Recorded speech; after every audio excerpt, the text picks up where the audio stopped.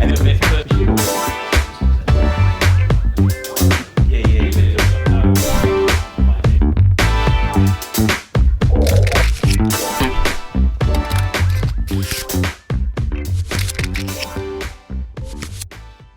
Claudia, how are you, my man?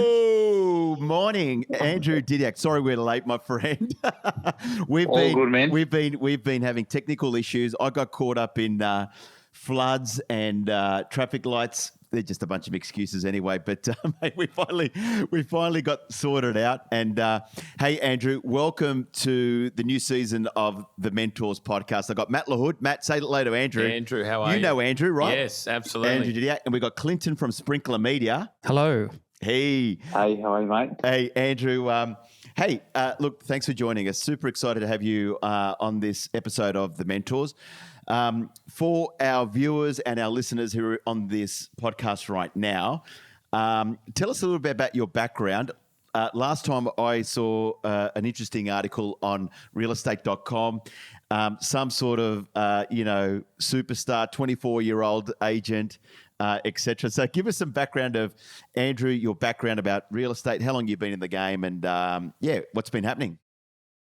Yeah, so a little bit about me. Kicked off real estate 17 years old. Nice, fresh, straight out of school. Sounds like Matt LaHood. You might be doing the journey of Matt LaHood. Go on. Yeah, pretty much. So it's 25 this year, 24 at the moment. So it's been a good 7 to 8 years. Yep. And really kicked off, was thrown into the deep end at 20 and started selling real estate at the age of 20. Started working for myself, so I didn't really have anyone to guide me. I had to figure it out on my own. Yep. And that took me, I'd say, a good 2 years. Yep. And from 23 to 24, it's been turning over quite good now. And now it's just building the foundation and forward from there. Yeah. So Andrew, such great success so quickly at a young age for yourself, right? There could be a bunch of people listening to this right now thinking about, okay, well, what would I do? Would I be looking at putting someone on? You've actually taken a bit of risk, right? So you've moved from one office to another office. Then you've basically decided to put a sales associate on. For a lot of people, they're going, they're not looking at spending money, or they're not looking at investing in that type of, in that type of thing. What are some of the things for you that made you think about taking that risk and going, okay, you got great traction where you are, go to a new office, but also then get a sales associate on board, start paying wages, being responsible, being a leader? Yeah, very worlds apart, where I was last year and where I am now. Two different ball games. So it was a little bit scary. One, changing offices and working part of a team, because I was a solo agent, worked out of my garage and did it all myself, start to finish, and that included admin and even putting up my for sale signs. So being in control of the whole process, I love doing it, but you can't scale. I was limited. I did 32 transactions last year, and I was almost working 7 days a week, pretty much, doing it all. Now I work with Stone Real Estate now in Macarthur. The support, the training, and having the team around you bouncing off ideas is great. Yes. Now I'm bringing on an assistant. He's been on for 2 weeks now. Yep. Excellent. The difference based on appraisals, listing appointments, just being more efficient, having him do the building and pest and valuations has given me more time to chase business. Yep. And automatically I've listed 5 properties in February. Wow. without having to, because when you list all these properties and when you take them to market, then you're going to be tied down or writing the ads, showing buyers, negotiating, which we have to do, but you've got to maintain your consistency in prospecting and doing your listing appointments. Yeah. So that's one thing. Last year when I was working for myself, I get busy, my next month could drop off. So the old rich agent, poor agent. Yeah. 1 month you're rich, next month you're poor because you've sold a bunch, and then you're looking for the next listing. Yeah. Have you had to, exactly right. Andrew, have you had to change your ideal week to facilitate managing someone else? Correct. I've tweaked it. Yes, I have. Making sure every morning in the office, I call it a work in progress meeting. Hey, what are we going to do today? What do we have on? So that way it sets me up and sets him up as well. So he's got some direction. It's very different going from a standalone agent to a team leader, isn't it? You've got to think differently, and it's not about you so much anymore. Correct. More so about, and he's young. He's 19. So for me, look, I'm still young myself. I'm all, we're always learning. Doesn't matter what point we're at. Yeah. But now, for him, I want to make sure that I teach him, and that when he does become an agent, he's soaked in as much as he could, and that's what I didn't have when I was younger. Maddie, I just want to ask Maddie a question here, right? Sure. So, Maddie, like you work with a bunch of agents, right? Yep. And I'm sure you see this all the time, right? And they're going, okay, at what point do I bring on a sales associate or someone into my team? And there's always that fear of taking that step, and it's generally around, money, like, taking the risk of investing in somebody to come onto my team.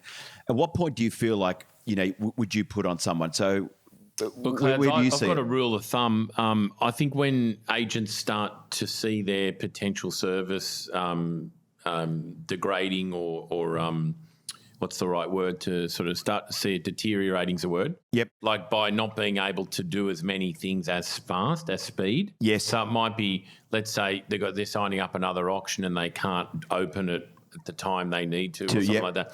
When you start deteriorating your service levels, so I always say to my agents, they need to get in front of that before it's too late. Right. So I don't think you can afford not to put on someone to help you as you're growing. Yes, and I you've agree. got to put them ahead of time, not when it's too late. Yep. Because service deteriorating, you only find out later on when you've got issues and complaints. That's when the damage is done. Yes. So if you know you're filling up a buyer inquiry and that you can't get everywhere you need to get to, and your lifestyle's deteriorating as well, don't forget about personal well-being. Yeah. Because it's all right saying I can do 5 or 6 opens, but, you might need to go home and pick up your little one, or something might happen where you just can't be there.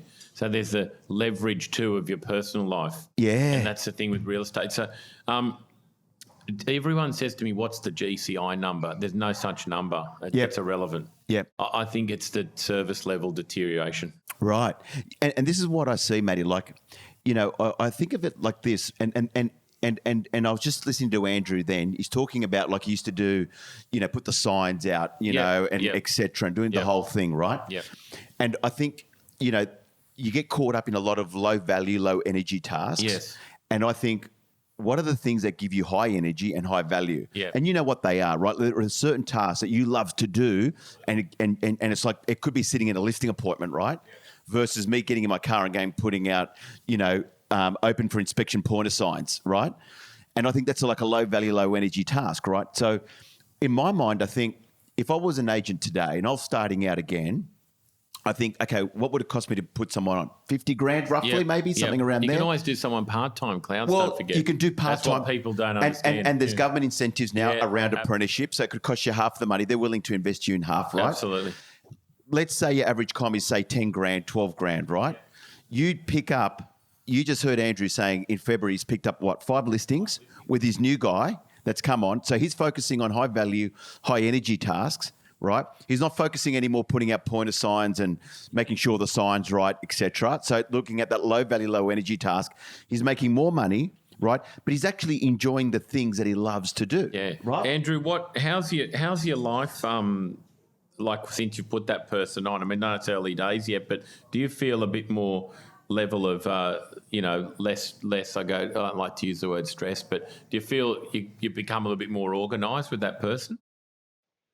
Definitely got more time. I used to, 12 midnight, I used to be doing admin tasks and couldn't go to gym at all. So at least now it's a balance, family, health and work. I didn't really regard my health last year. I didn't train, I didn't go gym. Yeah. Whereas now I am. I'm going first thing in the morning. Excellent. So that's what I've got back. But it is still a lot of work. What I I'm not. But I working reckon a less. lot of that work will be in the beginning, right, Andrew? Like as you start to, put the structures, the systems in place with the new person on board. Yeah. Correct. We've got to be in sync. But what that's going to create for you is a little bit more freedom, right? Create you to be more efficient, more effective, etc. Right? And scale. And 100%. scale. Yeah. Absolutely. So that's the sort of stuff that I look at, like the high value, high energy is like you going to the gym. That's a high value, high energy task for you, right? Because you feel amazing. You have endorphins, dopamine's jumping in the brain. Things are happening, right? So I love that you're starting to think about some of those things, right? Like you're doing that. And I think, Maddie, like, when we do some of those low value, low energy tasks or we get super busy, don't you feel like, then you're reaching into less of your potential and less of your ability? Clouds, I addressed a team yesterday. On this exact thing. I said, guys, you got to work out what you're worth per hour. Yep. And when you do that, it's scary. People work out what they're worth per hour. So we know Clinton's worth absolutely a bomb per hour. Right? So damn right. So Clinton takes time. So Clinton needs a helicopter now. I've decided to get to his task because if he's in traffic, he's costing himself a fortune every hour. Right. Isn't that right, Clinton? Going all around the country, Perth, Sydney, Melbourne, Brisbane, wherever. Yeah.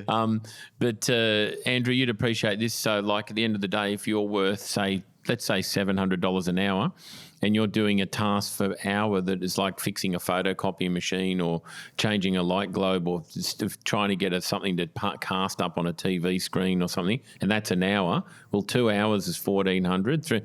And I got the team to do this yesterday, and they were just all looking at me with blank stares.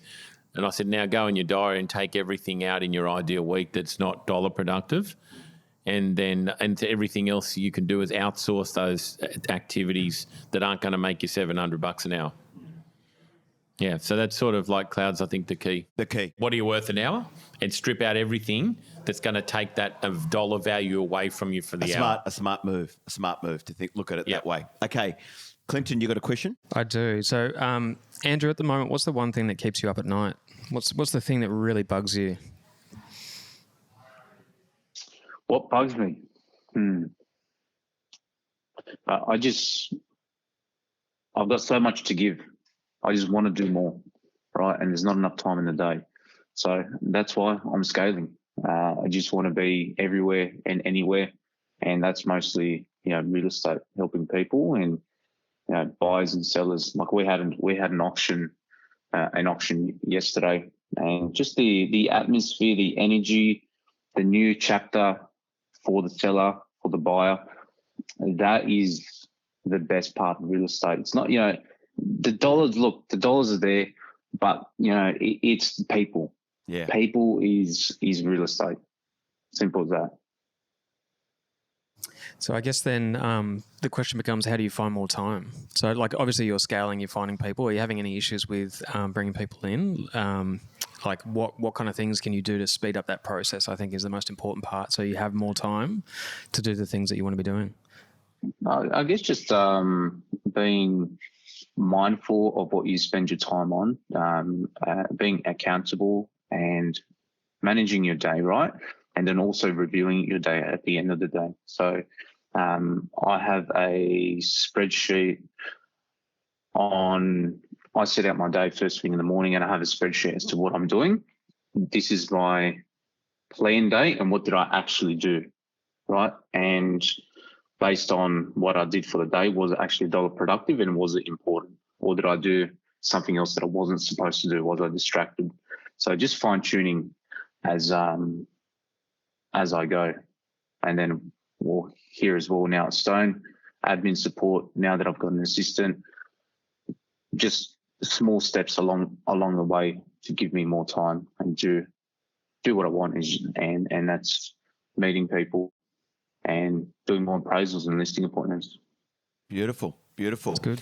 Hey, Andrew, just before we wrap up this call, we always ask our guests, give us a question, and we'll certainly do our best. You got Matt LaHood has been in the industry longer than I have. Since he's been wearing nappies, he's been in the industry.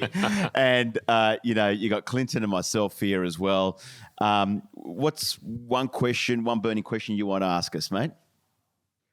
Also, a piece of advice for me. I went from a solo operator to now having an assistant. once I'm struggling, but what's the best piece of advice? Because I used to be in control of the whole process. What's the best piece of advice? Giving away some of that control to someone else and making sure it's done right, and there's no problems and everything's airtight. I reckon that's a good question, Matty, for Matty to answer, because how many times we think we don't want to let go of stuff because we're fearful of no one can do it better than I can, that process. So, Matty, you build teams all around yourself all the time, right? With agents that you work with here, the agency. So what, that's a great question. I think, Andrew, the first thing is you've got to trust the people you put on and empower them. Remember that word, empowerment. You can't micromanage. I think people today, especially your generation and the people coming in underneath you, they like to feel empowered, which is one thing. So if you give them a very clear job description and a path, tap them on the back and let them go. And then they will make mistakes, but that's the best way to learn, as long as they're not massive mistakes. They'll be little mistakes. You're not going to give them full control over everything, but making mistakes is the best way to learn, to be honest. And, we're all making mistakes. I'm still making them. I'm 50 years old and I've been in the game for 33 years since I was 17. So I'm still making mistakes today. But when I started this business up, it's a bit like, I can do that. I know what I'm doing, that I don't want to give that to someone else to do because it's a new brand, etc. I was completely the opposite. I was like, everybody in, go and do their job. Let's report back at the end of the day. Any challenges, I'm there for you to sort them out. So you're like the team leader now. So you've got to let that person go, trust them, empower them to do what they need to do, and just tweak and coach. It's a bit like a sailboat and you're adjusting the sails to keep the wind. Yeah. You got to keep adjusting the sails so you can keep the wind. But you can't take the wind away and then try and push the boat as well, because that's why you're non-productive then. Yeah, and my bit of advice, I would say, on top of what you just mentioned, Matty, I mean, we talk about this the whole time, like, if you don't let people grow or you don't empower them, they feel like they're a prisoner in your business. Absolutely. Right? They won't last. You've got a conscript. You've joined the business. What you want to do is get him to become a graduate. And once he becomes a graduate and you teach him and you empower him, he's going to become a volunteer in your business. So he'll be the one going, hey, I'll do this for you, Andrew. Let me go and do the open. If you want to go away this weekend, Andrew, I'll do the open homes and I'll ring all your vendors for you and I'll give you a call on Sunday morning, let you know how the opens went and et cetera. You want to build volunteers in your business. So many times I see it, Matty. Yeah. People are in businesses, like in EBU teams and whatever have you, and they feel like they're a prisoner in that business because they're not growing, they're not feeling empowered, right? And there's no pathway. They're micromanaged. Get conscripts, make them graduates, make them volunteers. So the key there, Andrew, is, do they have a clear job description? Do they have an ideal week? And is the ideal week reflective of your week? And if those three things are there, we're good to go. Does that make sense for you, Andrew? Have we answered your question? Awesome advice. No. We don't want any prisoners in Andrew's business. Lead from the front. That's Lead it. From the nice front. to talk to you, Andrew. That's it. Andrew, thanks so much for your time. Congratulations on your success that you've already had and putting someone on. We might even circle back to you in 12 months' time, see how your business is growing and how the team's going, okay? Mate, looking forward to it. Thanks, Andrew. Have an awesome one. See you guys. See you, buddy. Bye. Got something great from this episode? It would mean the world to us if you passed it on. Tune in each week as we mentor a new agent. Have a question? Want to be on the show? Get in touch with Claudio Encina, Matt LaHood, or visit our Facebook page. The Mentors is brought to you by Sprinkler.media.